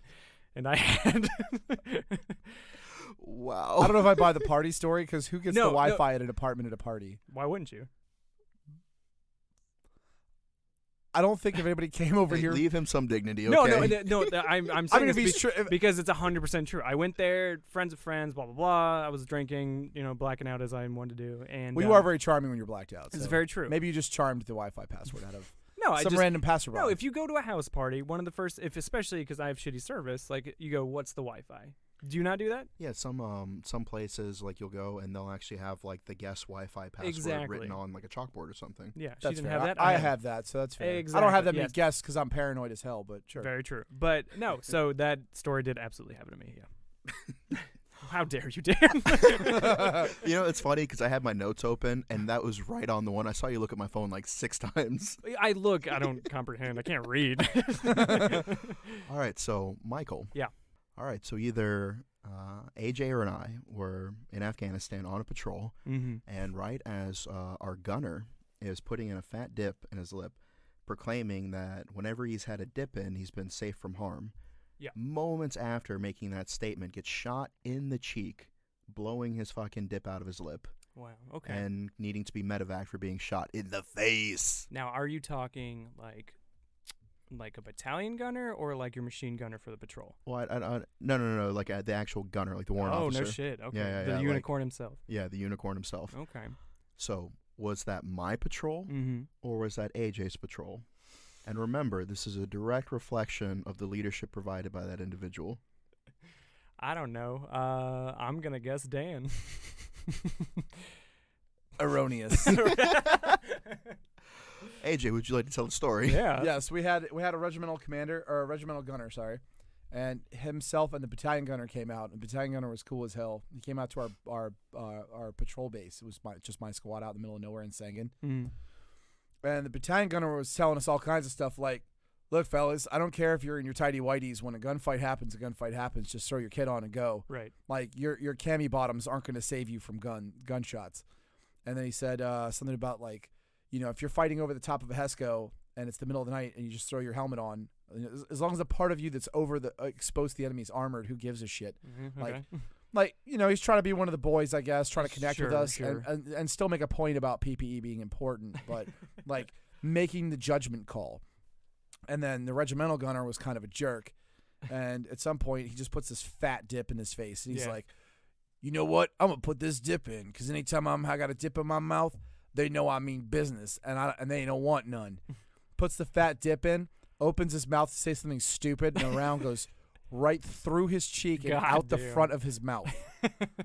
I'm pretty sure it damaged some teeth on the way because, Yeah, for sure. secondary concussion. Yeah. And I feel bad. You never want somebody to get shot, even if they're kind of a douche, True. because that's a crappy thing. He ended up being fine. He's got the tiniest scar. Oh, okay. So I can safely say, some people, karma kind of, life finds a way. Finds a way. Alexander. Daniel. Either Mike or I, on our last real combat deployment, either Mike or I were on a patrol, and we are climbing through a small fucking mud hut in Afghanistan. And once we get to the roof of this, because we're trying to direct security, the floor gives out, and that person falls through the roof into the dining room, if you would say, of this Afghan hut. Embarrasses the fuck out of himself, and maybe peed a little bit. Did he land upon the kitchen table? No. There, it was Afghanistan. It was just the rug. That's the kitchen table. The thing I was going for is I just trying to make sure there was not, for example, a succulent goose Yeah. upon which to land. That's a whole other story. All right, we can talk about that later. But I'm just asking. Yeah. Was there a succulent goose? There was not, to my knowledge. Then it was Dan. Yes. Did you say, upon landing on this makeshift table, did you say dinner served? Because if not, absolute failure. No, I peed myself a little. Dinner's definitely served then. So, Mike, have you seen the movie Lockout? It's Guy Pearce with a space prison. I don't think so, no. All right, the movie's terrible, but Okay. like Guy Pearce's one-liners are so good Yeah. that I just love watching that movie over and over again. Okay. Like there's this part where he's in interrogation and this guy's just punch-sizing his face while the other guy's asking him questions. And he goes, what did he say? He goes, "Where were you last night?" And he goes, "It was coupon night and I was trampolining your wife." Oh, wow. And then he gets slugged again. And he says like, Fantastic. he's just smart ass, right? And Yeah. so finally he goes, "You know, I could just have Rupert bludgeon you all night." And he's like, "I'm getting my ass kicked by a guy named Rupert." But there's a thing in there where they like he's going to save the president's daughter or some stupid shit. Yeah. And they fall through a ceiling thing and they land on the ground and she lands with her face in his crotch and like they just fell 20 feet and hit solid steel and he kind of looks up and groans and goes, he looks down and sees her face and goes, no, thanks aren't necessary. I mean, I appreciate it, but yeah, I'm good. That's fantastic. That's what you got to do. You got to have the wherewithal. Always have a one-liner You got to have ready. the situational awareness to have a one-liner ready, Absolutely. even when you're out of breath. No, I just peed. Yeah. One time when we were doing, what's the big one in ITX, Range 300? 400. 400, yeah. So the mortarmen messed up and decided to drop mortars on us, real-life mortars. As they are one to do. Holy fuck. Yeah, so a couple of our Marines were injured. It was a very big, they're all alive and fine now. But so it was a big snafu, if you will. And then I went up to, I don't even know what she said. It's not that, it's kind of funny. But so I went up to their CEO, who was obviously shooketh because a bunch of his Marines and one of his corpsmen were injured. And I was like, "So, sir, you ready for the counterattack?" Or he didn't think it was that funny at the time, but then later at the Warriors Club, he's like, "Hey, bro," he's like, "That was a really funny one-liner." I was like, "Thank you, sir." Always have a one-liner ready. This is a good fucking waste of an opportunity. Yeah. I think like a one-liner, is it wasted if nobody can understand what you're saying? I think the attempt is a big part of it. Yeah. Yeah. So I'd say there's no wasted one-liners, in my opinion. Okay. Look, they can't all be bangers. 1,000%. But it's important you make the attempt. Yes. I about 15 years ago, I was with this woman, and she had zero sense of humor. Like she watched the entire movie Anchorman and just had the same flat face the entire time. How are you not going to laugh? She was a spy, like clearly. 1,000%. No, even a Russian spy would have faked it. Yeah. So that I wouldn't have been suspicious. True, very right? true. Like if she was a double agent, she was a terrible one. Yeah. And Triple agent. she used to tell me all the time, she's like, "You're not funny." And I was like, "What?" I was like, first of all, Yeah. you wouldn't know comedy if it came in here and punched you in the face. I was like, second of all, it's not about whether you think I'm funny. I use all my shit jokes on you, True. right? You throw everything against the wall and see what sticks. Mm-hmm. If I can make your sour ass laugh, then I take that joke and stick it in the bucket for later use. You're sour ass, yeah. Well, that's fair. Yeah. Michael. Yes, sir. Okay. On our last combat deployment to Afghanistan, Mm-hmm. either AJ or I was out on a patrol and hit an IED that was buried too far down Mm-hmm. and was thus cartwheeled through the air with no other injuries Okay. except the pride of all your men seeing you cartwheel through the air Gracefully, of course. gracefully. Yeah. AJ or me? It could be either of you. You're both so stupid now. We're both so aerodynamic. That's right, yeah. Both do flawless cartwheels. I'm going to say AJ. Correct. Okay. 100%. Let's hear this story. So we were on a patrol. And this is not to be confused with his other story of the Afghan being blown up. Sure. But this is when he got blown up. Not when he got punched, kicked, or stabbed, Right. but when he got blown up. You're real bad at war, AJ. Well, I he never got lived. punched. Yeah. I never got punched. All right.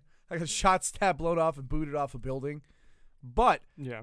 I'm still in one piece. Fair. So Suck it, Afghanistan. They tried their best. That's right. Can't keep this guy down. No, I'm gonna get murdered in a vehicular accident for which I will be the cause. Is that a murder then?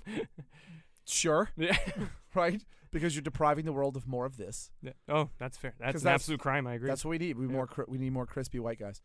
Um, Anyway, so I got blowed up, and the one of the funnier parts of this story is that EOD actually came out earlier that day to clear the whole lane for us.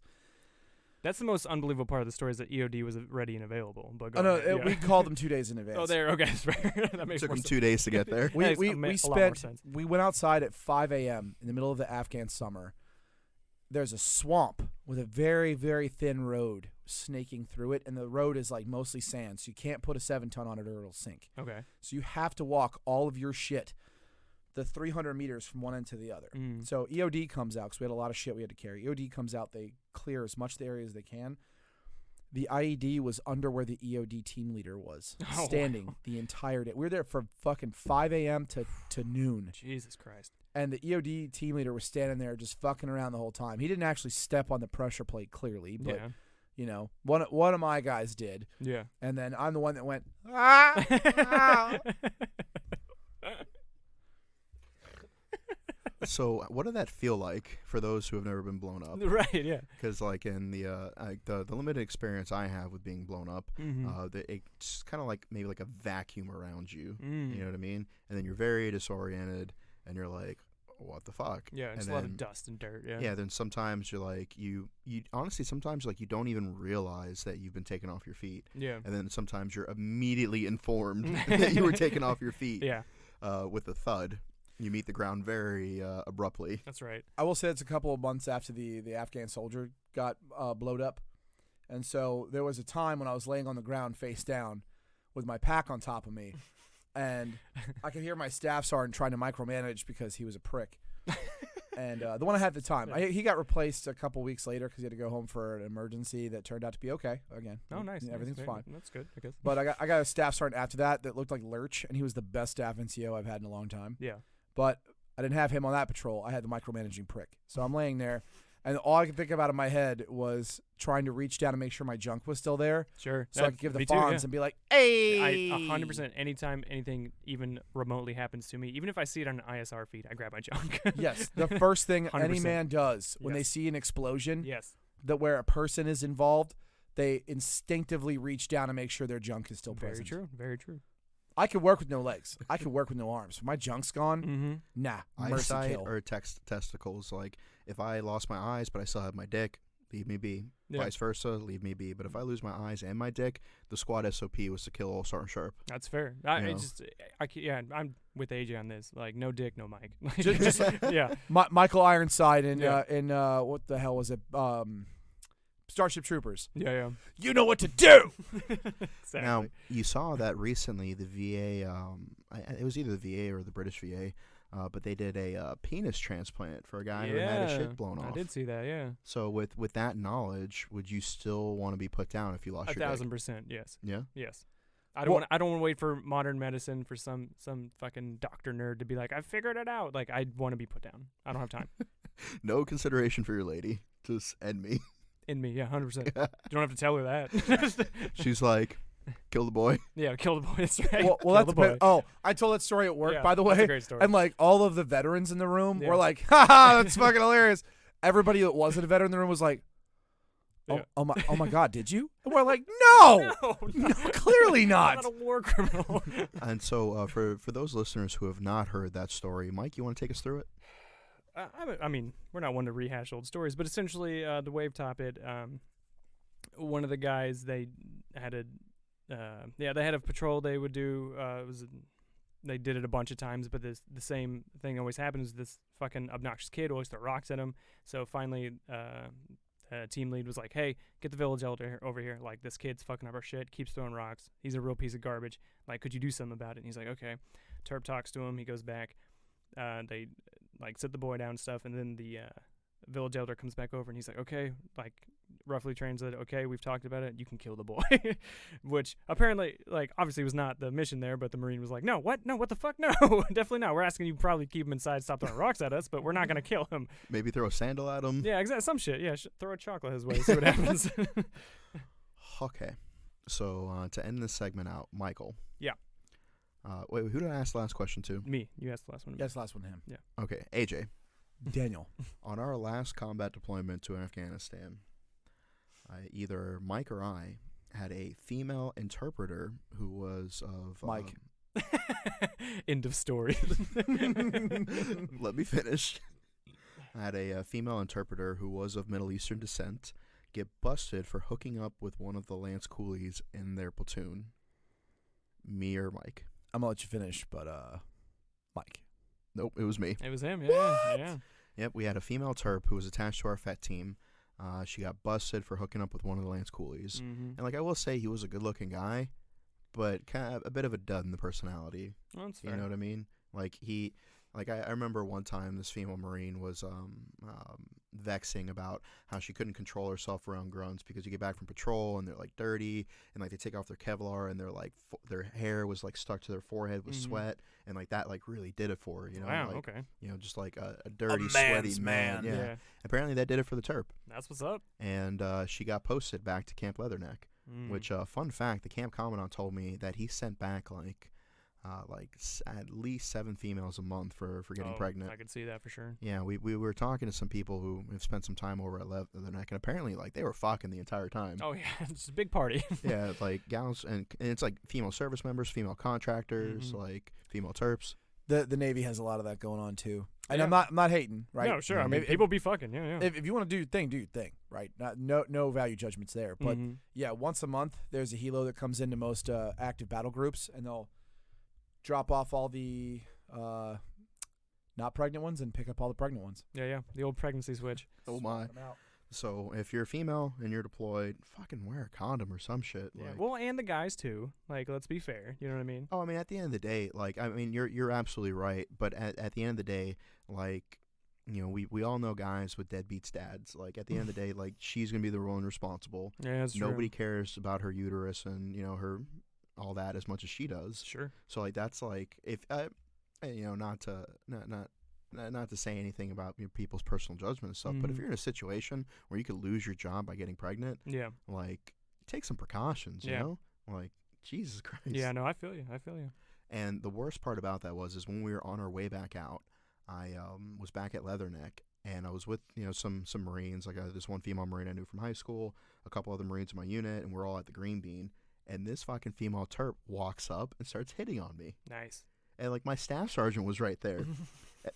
And, like, I'm looking over at him, and he's just like, I don't know what you want me to do. And I'm like, like, no, like, get her away from me. Like, help me. Like, she's already been fucking, like, busted for this, you know? Yeah. Like, I don't want to fucking not get my combat award because, Yeah, exactly. Yeah. you know, they find some fucking administrative reason to fucking hammer me the last few days. Does not pull out. Do not promote. Oh, man, if you got fucking non-rec. If you got non-rec for not pulling out, Mike would be a recruit. Yeah. That's fair. AJ would be a pulley. Erroneous. I pulled out. Well, okay. All right. not to put too fine a point on it, but pulling out doesn't work. That's not true, but go ahead. It doesn't work. You have a higher chance of getting a girl It pregnant. doesn't work every time, but it does work. Fine, I guess. Yeah, Debate science. Technically correct. What do you? Yeah, were you debating on creep eyes? Because I'm with it. This is like my one area. Mike has spent the last 60 episodes trying to convince people he's not a doc, but now he wants to give medical advice. What's up? when you how do I put this? Pre-cum has 10 times the actual concentrated DNA content as Correct, actual seminal fluid because there's no carrier fluid. Gotcha. So you are just as likely to get a girl pregnant from pulling out. But it does work. So what's up? It doesn't. It's worked for you so far. Yeah. What's up? All right, so I will It's settle this with simple math. Mike, how many kids do you have? A 0. AJ? More than one? Yes. So now we have to decide, does that make AJ not an expert or solely an expert? It makes his pull-out game weak. That's all it makes. Look, you can you can do acid once, or you can do acid 1,000 times, Sure. and never have a bad trip. Sure. You can do acid once, and it melts your fucking brain, and all you ever see for the rest of your life is a chair melt into 1,000 snakes. Right. All right, it's all That's terrifying. Yeah. exactly, which is why I never done it because it freaks me the hell out. What's that have to do with pulling out? What I'm saying is Again, he's never done it because it freaks him the hell out. everybody's body chemistry is different. Very true. But to sit here and say pulling out does not work is just a lie. I'm saying it. I'm not saying it never works. That's I'm what I'm talking about. I'm saying statistically it doesn't work in What? the long run. I'm saying how many guys have pulled out on the first attempt and got a girl pregnant so that your stats would line up. True. No, and I get that. But at the same time, men lie, women lie. I think it's a Rihanna song. I don't You're a know. statistical anomaly, Mike. That's what I'm saying. Yeah. No, I'm with that. But I'm just, change your socks, release your cocks. It's like, there's your doc tip of the day. So, so from our team medic, AJ, do you think that his pullout game is just that good, or that he's just had fucking blind luck? That he can like sense the pheromones of when they're ovulating, and that's when he knows when to pull out. From a medical standpoint, Yes.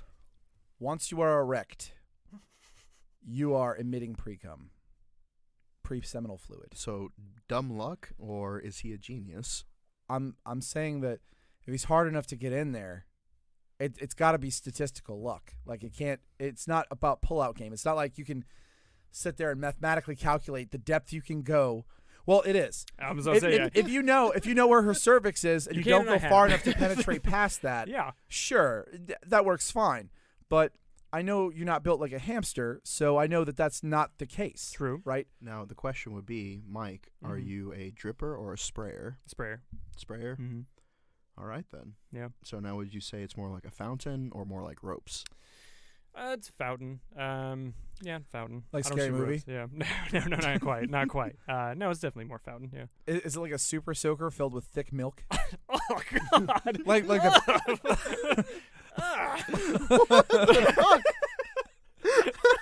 I mean, like the one that had the backpack. Oh my God! None of this helps. That was a horrible conversation we just had. Well, welcome to our friendship, Mike. This is all the conversations we ever have. Oh my God! They always end terribly. Ugh. Yeah. I have no joke. I have no response. Pull out when you can. Use condoms. Use condoms. Do as I say, not as I do. What's Look, up? if you're active duty, you just go to whatever your version of the battalion aid station is and grab. Just take the whole fishbowl. Nobody's going to stop you. It's true. It's true. I used to tell when I was overseas on my last job, it wasn't even part of my job to go over medical stuff. For the most part, we had a doc would come in and do the TCCC stuff. Sure. But I always came in and I said, "Look, fellas, no one over here is worth your paycheck. First of all, so don't. But if you're going to go to CHS or go to BAS or go to Roll 3, grab the whole fishbowl and walk out. They're just going to think either he's super overconfident or he's got some shit going on. But nobody's going to say, wait, sir, you can't have that many. Or he's going to a party where the Wi-Fi is listed on the wall. It was a fun party. Because we had a good time. And again, from a medical standpoint. Oh, we're aware you did. Again, from a medical standpoint, I'd rather give you all of the condoms that are available than have to put one cotton-tipped applicator up your pee hole. Fair. So I remember... or even look at your pee hole. It's fair. I think this was like the first road trip that Mike and I did as friends. And it might have been a Burbas event. But we stopped at a gas station, and he was... he was happy about a prospect that he had. And I went to the gas station, I bought a pack of condoms, and I handed it to him. And the look of contempt in his eyes. Was it contempt or confusion? It was a little both. I mean, let's say if you went to that place in India or wherever it is where you have those Aborigines who've never had human contact and they like arrowed that guy in the chest 18 times. Yeah. If you'd handed them a cell phone, they would have looked at you like, why are you handing me this piece of glass brick with magical witchcraft on it? That's probably the look he was giving you. He was almost seeing identical, a thing for the first time. And he was like, what is this? What am I supposed to do? Do I use this for the end of my weapon muzzle to keep it clean, or what is this thing? So, is this a snake koozie? A week or two later, Cobra. We met back up, and so I said, "So, Michael, how did it go?" and he had that Cheshire cat grin. And I said, so, how are the condoms? And he was like, didn't use them. Yeah. I do remember this only because just the look of disappointment. You're like, we discussed this. What did he really say? How are the what? The what? What? Exactly. Got him. Got him. AJ Pfeffer, ladies and gentlemen. That's right. He'll be here all year. I would like to put this challenge out to you both, and feel free to say no. Okay.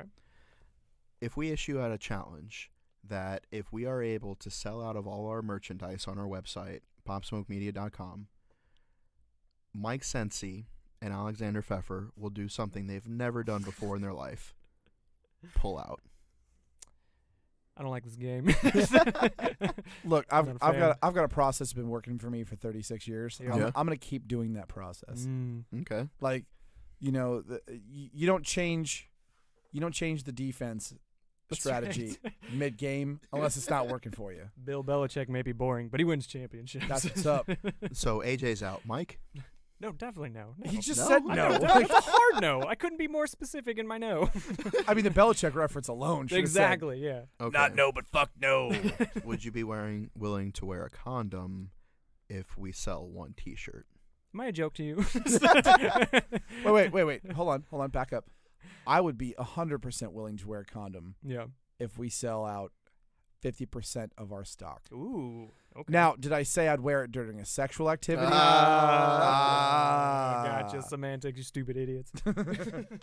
All right. What if we sell out of all our merchandise? Would you get a fertility test? Is this to me or me and AJ? Well, I know he's fertile. That's fair. There is cause for concern. If we sell out, yeah, I'll see what's under the hood. Yeah. So we will finally figure out if Mike is some sort of sexual genius or if he's just been firing blanks. I'm with it. This is exciting. For science, I'll do it. All right. Is there any counter offers that you would make to our listeners as far as merchandise? Just to sell the merchandise? Not really, no. All right. How about this? If we sell no merchandise in the next 0.03 seconds, none of us will pull out the next time. Fair. Deal. Deal? All right, starting now. Done. We win! Yay! Little do we know. I just got a notification. Gotcha, bitch. Son of a bitch. All right, so we're rock, paper, scissors for who has to pull out. All right, that's fair. Let's do it. Why? Why? I don't want to play these sick games. All right, because we know you're no longer the cream pie king. Correct. Well, I So mean, erroneous. I'll go against you first. Yeah. Okay. And then the winner goes against AJ. Fair. All right. 1, 2, 3, shoot. None of that New Jersey bullshit. Okay. For sure, I'm with it. All right. 1, 2, 3, shoot. Legit. All right. Mike wins. I did win. Yes. Rock over scissors. Yes. All right. So now me and AJ. Just because he's localizing his cream pies, does that make him still not the cream pie king? No, it has to be the plethora for it to work. Heavy is the head that wears the crown. Yes. 1, 2, 3, shoot. I won. Dan has to pull out. What? No. Fucking nerd. Nerd. No, so I have a victory, and so does Mike. Yeah. So that means AJ has to pull out the That's next fair. time. That's actually fair. Yeah. That's fair. And I'm not saying where it has to be, or even that you have to, make a production out of it. Yeah. But you do have to look her in the eyes and say, that's because I lost a bet. You have to say right before you explode. You have to go rock, paper, scissors, and then pull out. Yes. I think what you fail to realize is that, fuck. What is it? How is it you put it? You don't have to do anything extra, or something like that. Yeah. Do you not know me? Like, I'm gonna make it ridiculous. I'm excited. I think this is like that story about like the dude who was like banging his girl, and then like all his buddies jumped out of the woodwork, like out of the laundry bin, out of the bed, like from the closet, and they're like, finish her. That's right. Yeah. No, that's the part where when you come, you have to say, or you're about to come, you have to say more. You have to scream Mortal Kombat, and then all the dudes in the house have to scream Finisher. Oh, that's good. Yeah. I like Which that. is way less creepy overall Yeah. than right when you're about to finish. You hear like the door get booted open, and your buddy goes, "Player 2 has entered the game." Yeah, that would be fucking crazy, man. Yeah. Like, do you respect the hustle, and like you look over at your girl and be like, let you decide, or Well, is it your girl or is it just a girl? Yeah. that's fair, because if it's your girl, then that's like a hard no. Like, Yeah, it's off limits. yeah, like get out of here. Yeah. Like every don't get between a dog and his bone. 100%. I mean, that's not what I was gonna go with, but okay. Yeah. Same concept, different way of Yeah. expressing it. No, Sure. that was close to a line from Full Metal Jacket Sure. with the prostitutes and Animal Mother. I Too don't, beaucoup. I don't remember the line specifically now. Yeah, like the one dude wanted to bang the prostitute, and he was just like, "Don't get between a dog and his meat." And then Animal Mother came over and just like smacked his hand and like took her off. Yeah. Well, I just remember the racist line from that scene. Yeah, That's so it, I won't repeat it. I was like, please don't. Well, I didn't go to N Festival, so That's right. Yeah, you're not the head of the End Fest. yeah, so. Yeah, if it's your gal, that's one thing. Yeah, if off it's just limits. some random sloot that you found at a party with Wi-Fi on the wall. Okay. All right. Yeesh. All right, gents. Is there anything else you guys want to cover before we sign off? Certainly not our penises, apparently. Hey. Womp womp. This is your opportunity. You have anything to say to the folks? Yeah, if you're gonna slap it, wrap it. Don't make poor decisions. Aw. You never know it's a poor decision. No, in the you moment. can make excellent decisions and have them, and those decisions have poor consequences, right? I am the poster child for that, right? But if you want to really have a conversation about epistemic responsibility and making moral choices, hit them DMs. I'll nerd to you all day about that kind of stuff and help you make better decisions. Will those decisions have poor consequences? Fucking probably. That is the smoothest thing I've ever fucking heard. Yeah. You just subliminally fucking convinced all the women who make poor decisions that listen to this show to slide in your DMs. Well fucking done. Hey. I mean, that wasn't my intention, but Oh, it never is it? no, it never is. The kind of women who would slide into my DMs are the kind of women who usually would steal your shit or like kidnap your cat at 3 a.m. while you're at work. Oh shit! That was another question that I was gonna ask. Oh shit. Okay, I feel like I may have shown my hand a little bit, so Yeah. I'll just ask AJ to tell us a story about the time he stabbed a car. Those were two different incidents with the same girl. We have a whole season to cover this. I was 19, and this girl had been slowly and steadily cheating on me with this guy who was some Air Force dropout. And so he definitely showed up to my house at some point, and my apartment with her in his 81 Honda, and they were super late from the time that she should have got off of work. And she was like, "Oh, he was just giving me a ride." I was like, "I bet she was." Ooh. And then I jumped on top of the hood of his car because he wouldn't get out and fight me, and I put a sword through the top of his vehicle. Now, for the listeners, did you just have a sword on you, or was this premeditated? What were we talking I saw them coming because I had a balcony in my apartment that faced Okay. out towards the street. Okay. I still have that sword, by the way. It's up in my armory. Nice. Yeah, would you tell us a little bit about the sword? The sword is a reproduction of the one that Charlemagne carried during the Crusades. It was a gift that I was given back in the day. That's pretty dope, actually. And what is it made out of? Spanish steel. So it's legit. No, it's a real hunter. Like, it doesn't have a sharpened edge for legal reasons, but any legitimate blacksmith could sharpen the edge of that thing. Like, So it wasn't like one of those fucking like. it's not some prop sword that came out of the 1 Hour place in Jacksonville Mall. Shout out. Yep. Yeah, that's what I was getting at. So this was like a real fucking sword. And so you being fucking 6'3", how tall was this guy? Maybe 5'5", 5'6". So you were accosting a dwarf, and the dwarf wouldn't get out of the vehicle. I believe they like to be called little people, and no, he wouldn't get out of the vehicle And because he was a bitch. because you're 6'3" and you had a sword of Charlemagne. I would have put the sword down. All right, dueling rules, sir. You would have, but you hadn't yet. Yeah. Well, because he didn't get out of the car yet, Daniel, I needed it as a tool to get into the vehicle to extract him to beat my vengeance out of him. So you hopped on the hood of his, you said 81 Civic? It was a 81 Honda, yes. 81 Honda. Not a hatchback. Yeah, first of all, how dare you? Yeah. How dare exactly? you, How yeah. dare you? Yeah. And so you got on the hood of his vehicle, and like, was this like a one-handed thrust or like a two-handed? Like, to walk us through that moment. No, I swear I had that thing upside down. I was holding it by the handle, and I had one hand on the pommel, which is the back part, and I drove it straight down with both hands. Wow. Did you hit him? I think I grazed his shoulder, but he like Judy. He leaned forward, and so it just kind of grazed his shirt and went down the back. I'm just saying, if you're the only person at this table with a sword kill, that's boss as fuck. Bro, if I had a sword kill, I think I would have mentioned it by now. Like season 1, episode 1, I would have been on like Skype from like Pakistan or something. I'd be like, just so everybody knows I have a sword kill. So so eat it. Welcome to the smoke pit. Yeah. So then Fingers crossed, I still have a chance. That's right. Then, We all have a chance. So was that before or after she stole your cat? That was before she stole my cat. So after you had just physically injured her new beau with the sword of Charlemagne. Yeah, a little person. Yeah, and you had pierced the hood of his 81 Honda with the sword of Charlemagne. I pierced the top of the vehicle. I was standing on the. Oh yeah, okay. You pierced the roof of the vehicle. Mm. Yes. And drew blood. I mean, I don't know if I drew blood or not. I She assume still fucked you. quite a bit. I mean, if she didn't, I would. That's a pretty dope fucking experience to see. And so after you put the sword through the roof, did he speed off? Did you pull it out? Like, what happened next?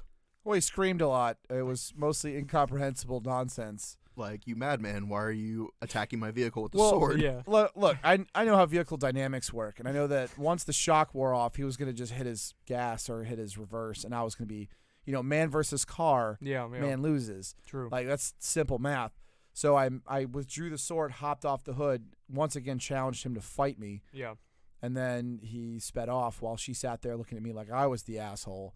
And I was like, you still smell like him, so maybe you might want to tone it down a bit with the judgy eyes. Mm. And then you fucked her. No, then I booted her out of my apartment. Mm. Okay, so when did you fuck her? Do you mean generally speaking? Yeah, because you said When you is the fucked next her time? many Yeah. more times. And so, like, did you reconcile? Did she apologize? It was like 6 months later. Oh, so 6 months lapsed, and so you're clapping cheeks. How did she end up with your cat? Because I was living in a townhouse with 2 other people, and one of them was a friend of hers. And so I was at work, and I was working the overnight shift, and she went and stole my cat, called me at work to tell me about it. And so I had to find a friend with a vehicle that could take me over to the place where the cat was stowed and retrieve it. And that particular friend of mine was my other best friend, Dan, of the 3 that I've had over my lifetime. Right? They're like Mortys. What is his full name and social security? And also, do you still have the sword? I do still have the sword. It's up in my armory. Yeah. We'll have it on the show one day. Hell yeah. Dan's for me are like Mortys, right? Like What the fuck? I try to keep you around as long as I can. Obviously, I care about you, but there's been 3 of you so far, and Jesus. I'm kidding. Obviously, I'm kidding. You're the Yeah, best Dan. exactly. Of all the Dans, you're the best Dan. Out of the ones that were not buried in the backyard. Correct. All right, so you got the cat back. Yes, he was definitely allergic to cats, so we had to put it in the trunk. What was the cat's name? Harley, Harley. like a Harley Davidson. What kind of cat was it? It was just straight black. It was Okay. like a sleek black cat, and it was the best cat ever. And even for people who don't like cats that much, like this thing used to sleep on my chest and hum like a Harley Davidson engine, and it thought it was a dog. Like it would play fetch and it didn't cry that much. Oh, wow. Yeah. Okay. So this was not the same cat that I remember a story you told me where you guys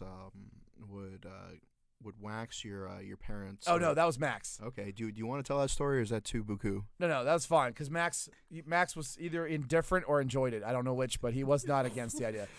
I had a friend of mine in high school, and his cat was named Max, and Max was like a white or this like orangey, blacky calico, and it was like just the fattest animal you've ever seen in your life. And when it tried to run, its belly would be on the ground, and it'd be kicking with its legs, so it looked like a really fat Viking ship trying to steer. And so a lot of times we'd go in there and we'd wax the kitchen floor really well, and then you could take sticks or brooms and you could you wouldn't whack the cat, that's cruel, but you just place the broom gently against the cat and like shove it. So you'd curl it. Right. Yeah. You'd be curling the cat. The cat would go like spin in a circle. His mom thought we were all very sweet boys because we were like, you boys always come in here and leave the place so clean and tidy. I appreciate it. We're like, not a problem, ma'am. Yeah. We just like to appreciate your hospitality. Just doing our civic duty. No. And chunk this cat across the floor. Were you sober when you did this? I plead the fifth. Mike, if you were there, would you have peed on the cat? Oh my God. What? 2020 Mike has different vibes, okay? He's a better person. How many cats have you peed on? 0.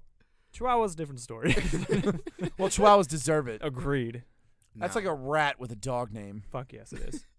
So I guess my final question would be, when you went to retrieve the cat from your crazy ex, did you take the sword? No, because the crazy ex left the cat with her mother, and I didn't want her mother to freak out.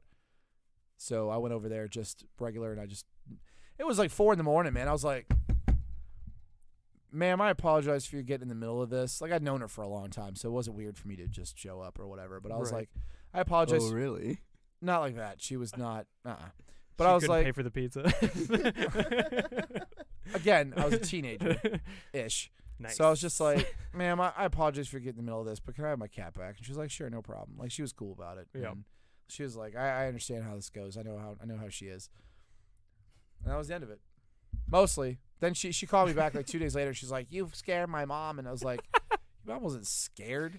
She's probably working off a hangover. Yeah. Your mom was scared I was going to break that hip when I banged her. Erroneous. Yeah, there it is. And ew. So, Mike, do you have any questions for AJ? How do you sleep at night? No, Like a doing- baby. That's right. Yeah. No. No questions. No comments. No save rounds. Happy to be here. Proud to serve. No notes. No notes. God, I love that sign off. No notes. Bye. Bye.